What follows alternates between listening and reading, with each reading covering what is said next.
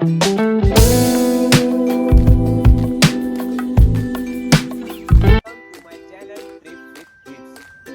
हम सैर करेंगे उज्जैन के बारे में। तो सबसे पहले मैं आपको उज्जैन के बारे में थोड़ी सी हिस्ट्री बता देता हूँ। मतलब उज्जैन को पहले अवंतिका के नाम से जाना जाता था। अब जो अवंतिका राज्य था उनमें वेदप्रिय नाम के ऋषि थे। तब दूषण नाम के राक्षस ने बहुत आतंक मचाया हुआ। तो वेदप्रिय ऋषि के 4 पुत्र थे। वो जो 4 पुत्र थे वो शिव के बहुत बड़े आराधक थे, मतलब कि शिव की पूजा किया करते थे। जब दूषण ने इतना आतंक मचाया, सबको परेशान करा और ऋषियों को हैरान परेशान करता, तो शिव के जो ऋषि के पुत्रों थे उन्होंने शिव की आराधना की और शिव से प्रार्थना की कि शिव हमारी इस राक्षस से रक्षा कर। तब शिव ने महाकाल के रूप में वहां आकर उनको वो करवाया, मतलब कि उनकी रक्षा कर। तब भगवान शिव बहुत प्रसन्न हुए और उन ऋषि पुत्रों से कहा कि आप कोई भी वर मुझसे मांग सकते हैं। तब वो पुत्रों ने कहा कि भगवान हमें मोक्ष दो और आप हमारी इतनी ही प्रार्थना है कि आप हमारी रक्षा के लिए यहाँ बसे। तब शिव भगवान ने उनको प्रसन्न होकर कहा कि मैं आपकी जो प्रार्थना है और स्वीकार करता हूँ और मैं आपके लिए यहाँ पे सिद्धिमान होता हूँ। और तब से शिव यहाँ पे मतलब शिव का यहाँ से निवास स्थान कहा जाता है। अब शिव को महाकाल भी कहा जाता है। काल मतलब कि एक चक्र, एक समय, एक मृत्यु भी कहा जाता है। पर जो काल के भी काल है उसे हम महाकाल कहते हैं। अभी आप देख सकते हो कि उज्जैन है जो शिप्रा नदी के किनारे। शिप्रा को पुराणों में माता भी कहा जाता है। तो शिप्रा नदी के किनारे उज्जैन शहर बसा हुआ है। अभी कुछ बहुत बड़ी ऐसी हम पुराणों में बात करें तो ये मंदिर कितना पुराना है वो तो हम बात करें तो 6000-7000 साल पुराना कहा जा सकता है, पर इसका कोई प्रमाण नहीं है कि कितना साल पुराना है। ये आज हम सैर करेंगे उज्जैन के बारे में, तो हम थोड़ी सी और जानकारी जुटाएंगे। तो चलते हैं हम मंदिर की तरफ।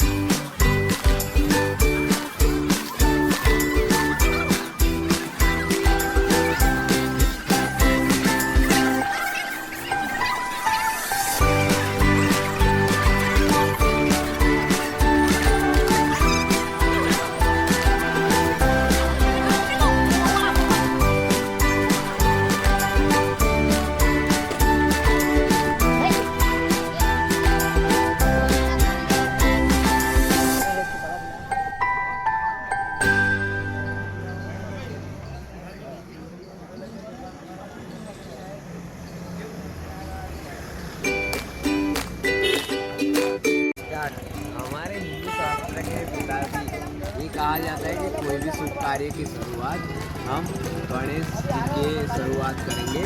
तो हम पहले जाएंगे बड़ा गणेश मंदिर। तो चलो हम जाते हैं बड़ा गणेश मंदिर। अभी जा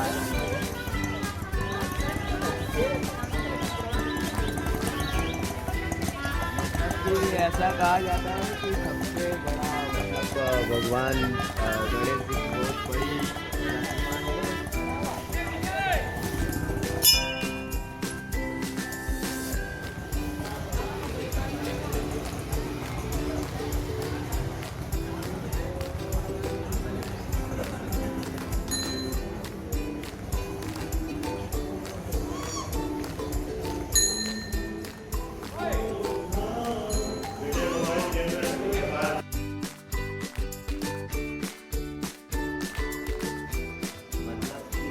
यहाँ पर आप आओगे तो यहाँ पर नवग्रह की भी आपको देखने को मिलेगी, जैसे सब मिल जाएंगे यहाँ पर। ये भी बड़े गणेश के अंदर है। अंदर एक पंचमुखी हनुमान का भी मंदिर है जो आपको देखने को मिल जाएगा। पंचमुखी हनुमान है, इसकी प्रतिमा आप देख सकते हो। माता का मंदिर है। मतलब यहाँ पर आप आओगे तो फोटोग्राफी थोड़ी सी अलाउ नहीं है, तो आप तो भी हम थोड़ा सा ट्राई कर रहे हैं कि थोड़ी सी फोटो ले जाए। मतलब अब हम आगे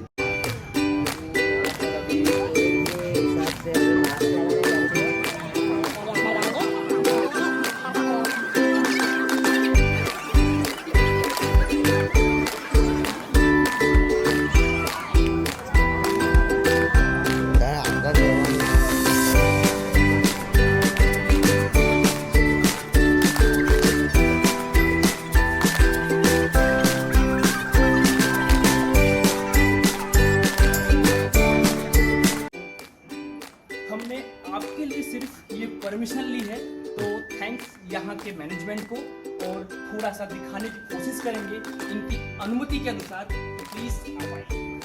thank you so much management.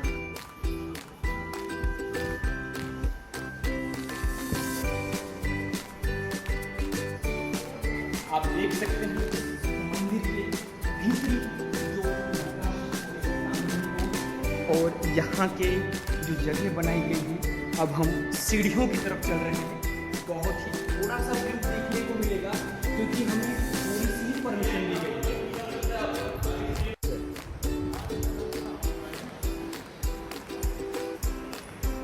बहुत ही अद्भुत painting.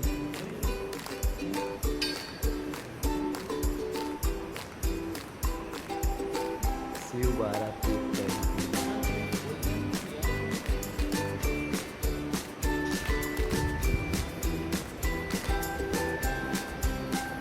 Now you guys, if you want to speak.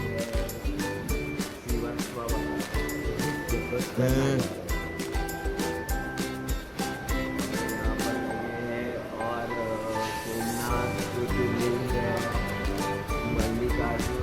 बाद में शिवलिंग यहाँ पर दिखाए गए हैं, जैसे कि मल्लिकार्जुन ज्योतिर्लिंग,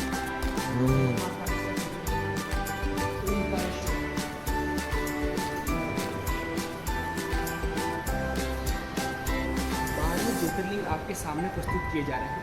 छोटा सा नमूना है, लेकिन आइए बड़ा ही कल्पनीय और दृश्यमीय है। ओमकारेश्वर, महाकालेश्वर, ममलेश्वर, मल्लिकार्जुन, वैद्यनाथ, भीमाशंकर, रामेश्वरम, नागेश्वर, विशेश्वर, त्र्यंबकेश्वर,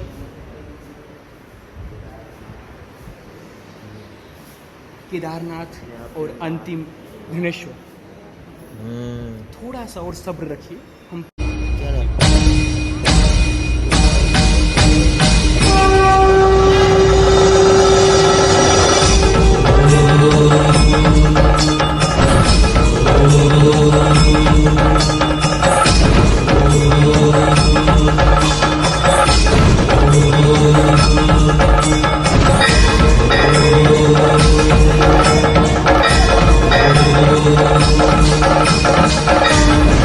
Oh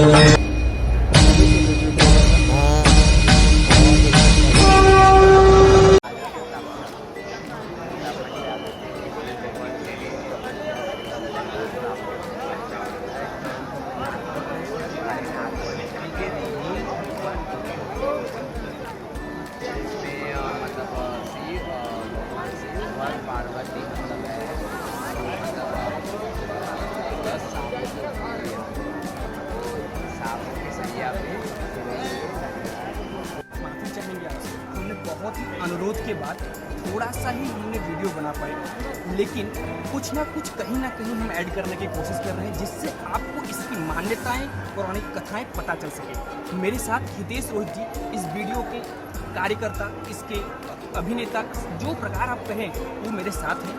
अभी यहाँ पर काफ़ी सारे बदलाव आ चुके हैं, लेकिन फिर भी हमने एक छोटा सा क्षण आपके लिए ढूंढ लाया है जो हितेश रोहित जी पूरे विस्तार में बताएंगे। तो हितेश रोहित जी बताइए कि क्या इस मंदिर के बारे में आप क्या बताना चाहते हैं इन लोगों को? ऋषभ ऐसा है कि मंदिर मतलब आप देख सकते हो मंदिर कि बहुत ही पुराना मंदिर है। मतलब हम जैसे कि प्राचीन ग्रंथों से माना जाए तो 5,000 या 6,000 7,000 साल पुराना हम बोल सकते हैं। मतलब पर तो भी कोई इतना कोई प्रूफ नहीं है कि हाँ इतने साल पुराना होगा।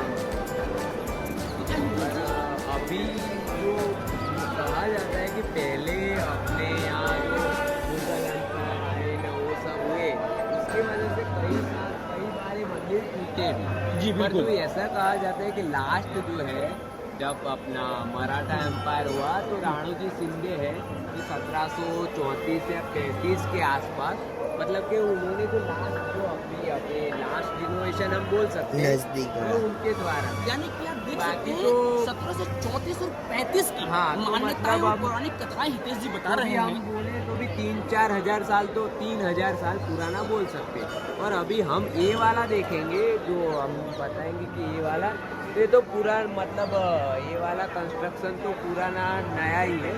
अब हम थोड़ा सा ऋषभ जी हम मंदिर की तरफ जाने की कोशिश करें। जी बिल्कुल, हम पूरी कोशिश करेंगे कि आपके साथ लगातार जुड़े रहें। माफी चाहेंगे कहीं जो कुछ त्रुटियां हों।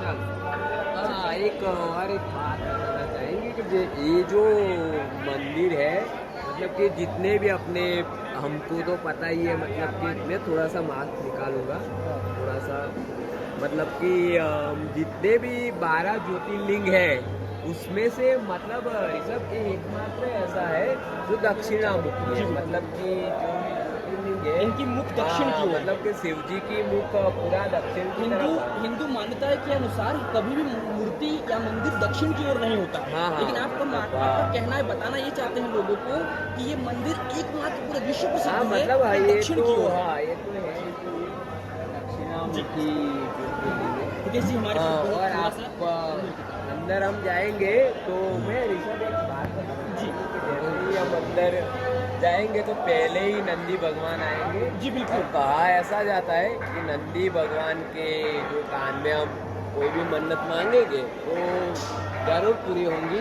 तो हमारी भी बहुत जी ही बिल्कुल, मन्नत है। हम भी चाहते हैं हमारे और आपके जरिए और हमारे वीडियो के जरिए इन लोगों को भी दिखाया जाए कि यहाँ पर बाधाएं हकीकत में पूरी होती हैं। तो आइए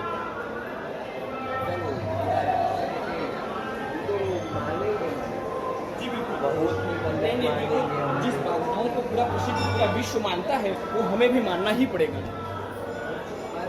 बात है सीक्रेट रखेगा। जी बिल्कुल।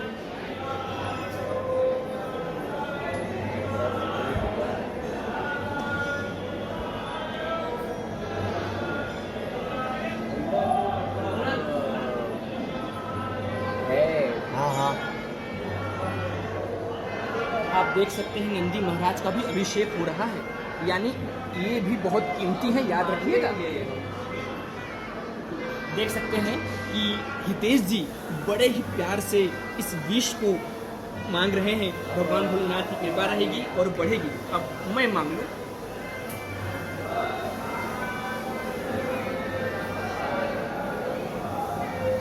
बहुत ही प्रसन्न।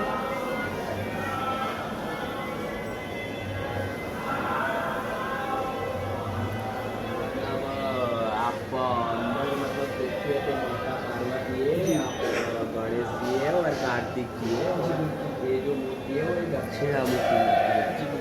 तो जिसकी हम बात कर रहे थे विश्व प्रसिद्ध दक्षिणामूर्ति, जो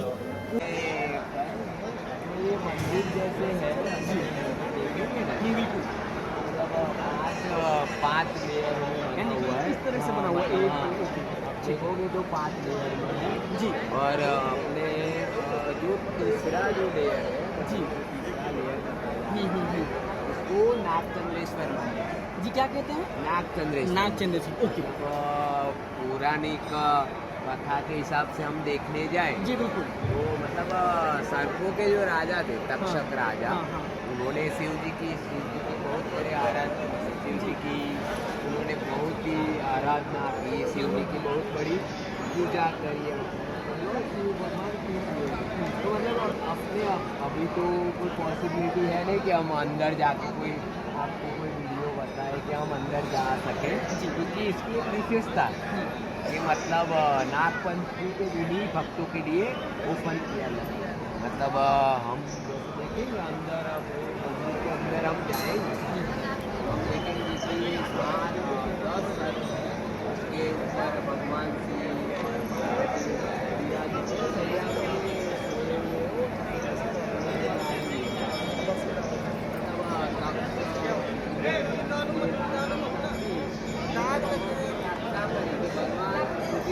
सौभाग्य मिला, एक सौभाग्य भगवान हमारे विराजमान है।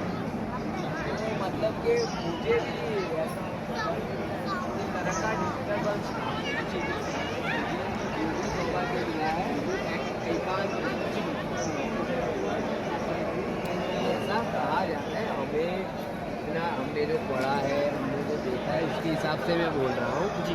ये मंदिर है मात्र नाग पंचमी के दिन ही खोला जाए जी बिल्कुल। तो चलो हम और आगे जाएंगे।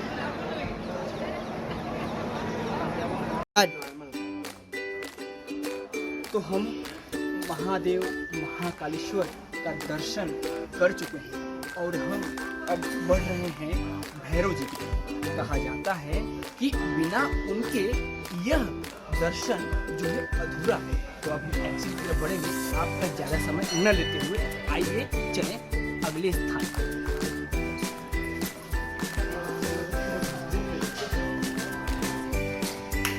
कुछ नया सिर्फ और सिर्फ आप चलो।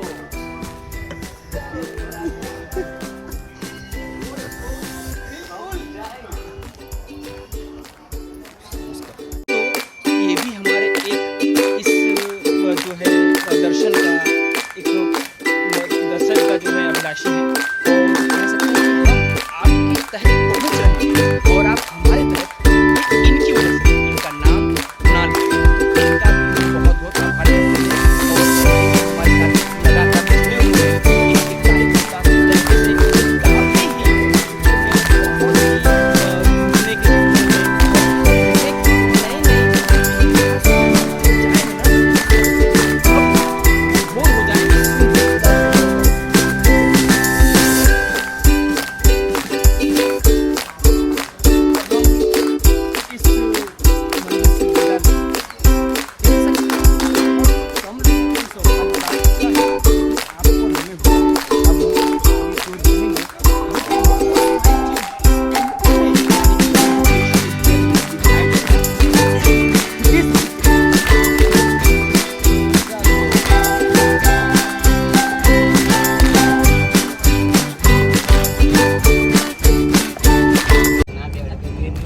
अभी हम कुछ आराम के बाद फिर से जर्नी शुरू हुई है और श्री राम के नारों के साथ हमारी पूरी टीम फिर से हर्षोल्लास के साथ राम मंदिर की तरफ बढ़ रहे हैं। एक बार मैं टीम से अपने जो सुबह से बिछड़न की तरफ घूम रही थी वो हम साथ में एक बार दिखाना चाहूँगा। हाय फ्रेंड, ये है आशा मैडम, हमारे टीम लीडर है। जय श्री राम, जय श्री राम। तो पूरे ही टीम के साथ हमारे कैमरामैन हार्दिक के साथ कुणाल पटेल। हालांकि अभी तक हमने जिक्र नहीं किया था, हम सब एक ही जगह से हैं और आज बहुत ही अच्छी तरीके से अब काफी आराम के साथ, जो कि नींद रात में नहीं पूरी हुई थी।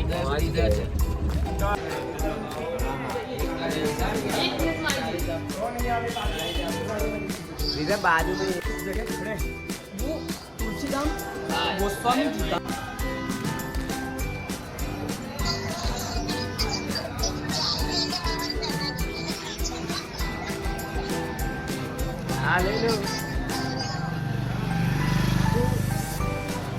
तो देखिए हम राम घाट की आ चुके हैं, हालांकि पहुंच चुके हैं। सामने मनोहर दृश्य है जो काफी कहा जाएगा कि एक छोटा सा नदी बनाई हुई है और बड़ा ही सुंदरमय वातावरण है यहाँ का। दूसरी बात, आपको बिल्कुल ऐसा नहीं लगेगा कि आप किसी और जगह आए। यहाँ के लोग बड़े ही प्रभावशाली हैं, कुछ पूछने पर या बहुत ही अच्छी तरीके से आपको उत्तर देंगे। अब कुछ ही क्षण में हितेश रोहित जी जुड़ेंगे और आपको यहाँ की कथाओं के साथ वितरित करेंगे। जैसे कि अभी सब चीज़ जैसे कि अभी बताया कि जैसे कि भगवान श्री राम थे, उनके पिता दशरथ का जब देहांत हुआ तो जो अंतिम संस्कार की जो भी विधियाँ है वो यहाँ पर की गई। अभी आप वो ये भी देख सकते हो कि यहाँ पर कुछ अंतिम विद्या की जो भी विधियाँ है वो सब करवा रहे हैं। ये सब है मतलब इसको शिप्रा गंगा मंदिर भी कहा जाता है। अब हम जाते हैं वहाँ पे जहाँ पे अपने राम घाट। यहाँ से सिर्फ और सिर्फ भारतीय लोग नहीं, अनेक लोग प्रवास के स्थान पे तो आते ही हैं। बाकी जो हिंदू मान्यताएं जो हैं कि मोक्ष प्राप्त होना और उनके पूर्वज को जो मिलता है, उन्हें जो पूरा जो पिंडदान बाकी सब जो कराया जाता है, उस प्रकार की विधियां यहाँ पर पंडितों द्वारा, ब्राह्मणों द्वारा की जाती है। और कहीं ना कहीं ये बातें आप कह सकते हैं कि आपने कहीं पढ़ा होगा, समझा होगा, लेकिन यहाँ पर ऐसी बहुत सारी मान्यताएं हैं। कुछ लोग कहते हैं कि ये हकीकत है। अब आज हम उसको रूबरू आपसे और हम खुद रूबरू देखेंगे कि हकीकत क्या है, किस तरह से करते हैं। कोशिश करेंगे कि कोई ब्राह्मण से हम बात कर सकें।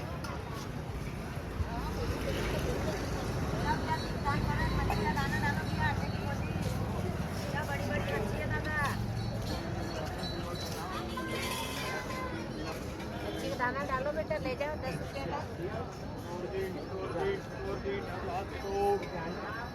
जैसे हमने आपको बताया कि यहाँ पर कर्मकांड, किसी भी प्रकार के अपने पाप और बहुत सारे ऐसे जो हैं विधियाँ की जाती हैं। फिलहाल हम जहाँ खड़े हैं इस समय स्थित हैं वो शिप्रा नदी, इसकी बड़ी ही मान्यताएं हैं। और जैसे कि आप देख रहे हैं हमारे कुछ लोग भक्तजन विधियाँ कर रहे हैं। बहुत सारे ऐसे हिंदू हमारे धर्मों में मानी गई है। कुछ जिक्र हमने किए हैं वीडियो में, कुछ नहीं किए हैं।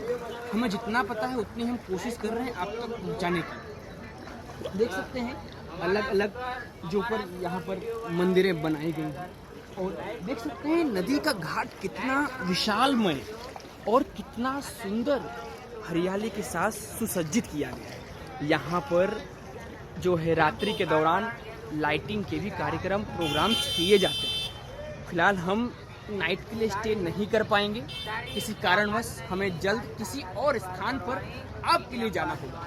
तो देख सकते हैं कि हितेश रोहित जी बड़े ही मज़े और उत्साहित होकर इस नदी का जो है सम्मान करते हुए आगे बढ़ेंगे, क्योंकि अभी हमें किसी और जगह जाना है। कुछ क्षण आपके लिए ही हर जगह दिया हुआ है, तो प्लीज़ आप लोग, आपसे रिक्वेस्ट है बने रहें हमारे साथ।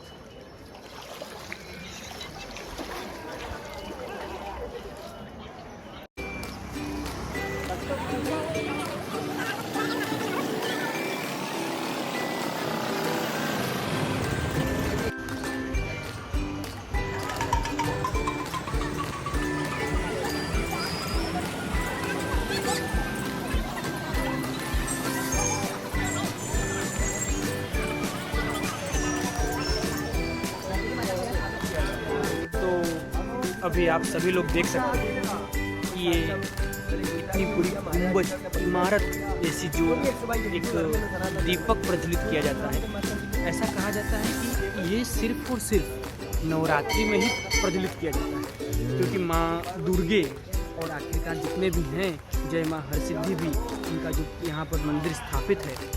तो आप देख सकते हैं कि नवरात्रि की जो तैयारियाँ अभी भी हो रही हैं। हम आपको थोड़ा सा एक झलक दिखाना चाहेंगे।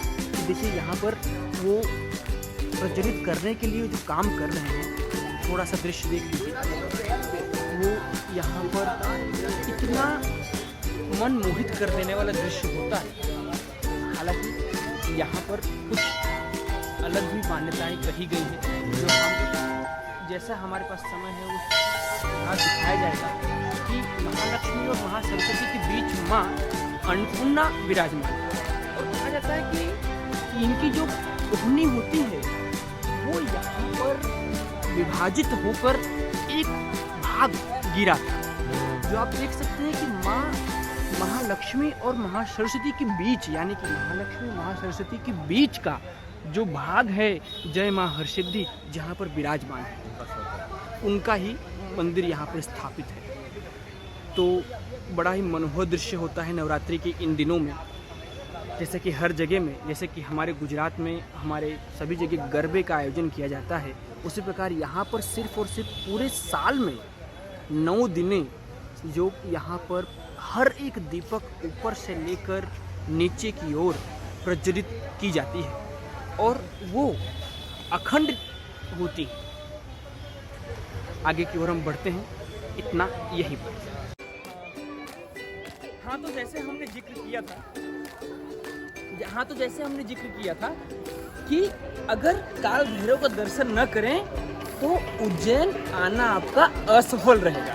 तो आखिरकार हम अपने लास्ट स्टेज काल भैरव के मंदिर में पहुंच चुके हैं।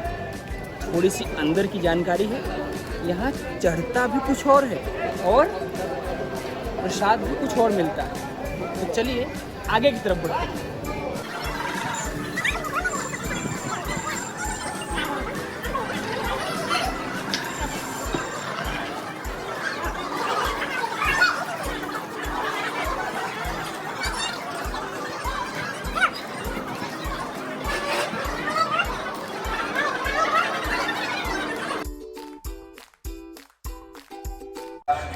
अभी हम जा रहे हैं भर्तृहरि गुफा। जाएंगे गौदान महादान।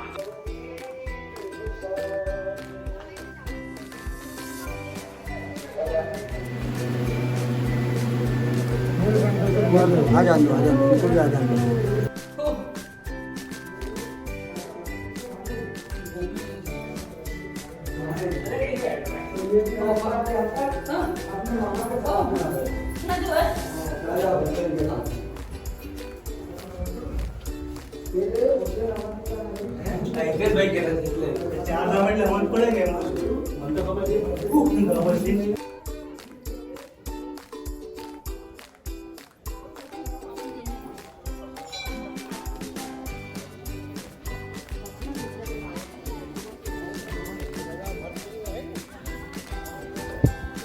तो देख सकते हैं कि महाकालेश्वर जैन जी के स्थल से करीबन 5 या 7 किलोमीटर की दूरी पर यहाँ पर जो है एक गुफा, माफ़ी चाहता हूँ, 2 गुफाएं हैं जो कि देख सकते हैं। आज हम अभी बैठ के हम बात कर रहे हैं क्योंकि बड़ी थकान महसूस हो रही है अंदर जाने पर।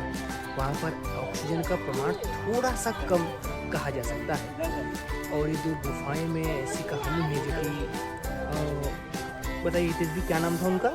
राजा भर्तृहरि, राजा मतलब विक्रमादित्य थे, उनके भाई थे जिन्होंने महादेव की और महाकाली की जो है असीम अनुकंपा से ये छोटा सा गुफा बनाया था। उनकी आराधना, उनकी पूजा भक्ति से इन्होंने ये छोटा सा गुफा का आयोजन किया था। बहुत ही पौराणिक है। यहाँ पर कुछ आपको पुराने शिलान्यास, पुराने पत्थरों को देखा जा सकता है। हालांकि अगर आप उज्जैन आते हैं तो 15 से 20 मिनट का टाइम निकाल कर आप यहाँ ज़रूर आएँ, क्योंकि हमें एक ही बार यहाँ आना होता है। धन्यवाद।